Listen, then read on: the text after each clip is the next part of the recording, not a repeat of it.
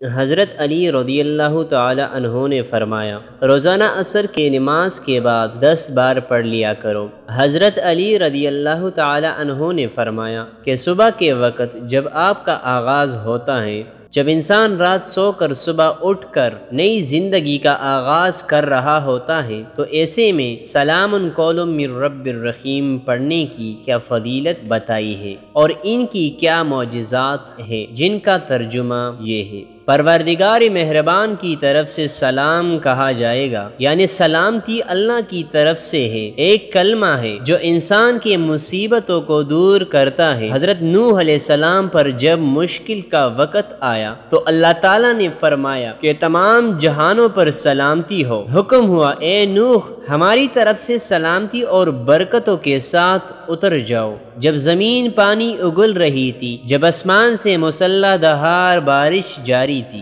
اس طوفانی دہارے میں پہاڑوں کی سب چوٹیاں زیر اب آ چکی تھی، تو حضرت نوح علیہ السلام کی کشتی ان موجوں پر سلامت تھی۔ دراصل یہ اللہ کا وہ پیغام تھا جو لفظ سلامتی کے ناطے سے حضرت نوح علیہ السلام کو پہنچا تھا۔ حضرت ابراہیم علیہ السلام کی زندگی میں مشکل وقت وہ تھا جب نمرود نے آپ کو آگ میں ڈالا تھا، اللہ تعالیٰ کی طرف سے فوراً پیغام سلامتی پہنچا۔ یہ وہ کلمہ ہے جس کو پڑھنے سے اللہ پاک کی جانب سے سلامتی نازل ہوتی ہے۔ حضرت علی رضی اللہ تعالی عنہ کا فرمان ہے کہ جو شخص اس کو صبح کے وقت پڑھتا ہے تو انسان اللہ کی حفاظت میں آ جاتا ہے، پھر کون ہے جو اسے نقصان پہنچا سکے؟ اس آیات کو پڑھنے سے اللہ غیبی سے رزق عطا فرماتے ہیں، خیر اور برکت عطا فرماتے ہیں، جہاں سے رزق کو کوئی وسیلہ نظر نہ آ رہا ہو تو انسان مایوسی اور احساس کمتری کی عطا گہریوں میں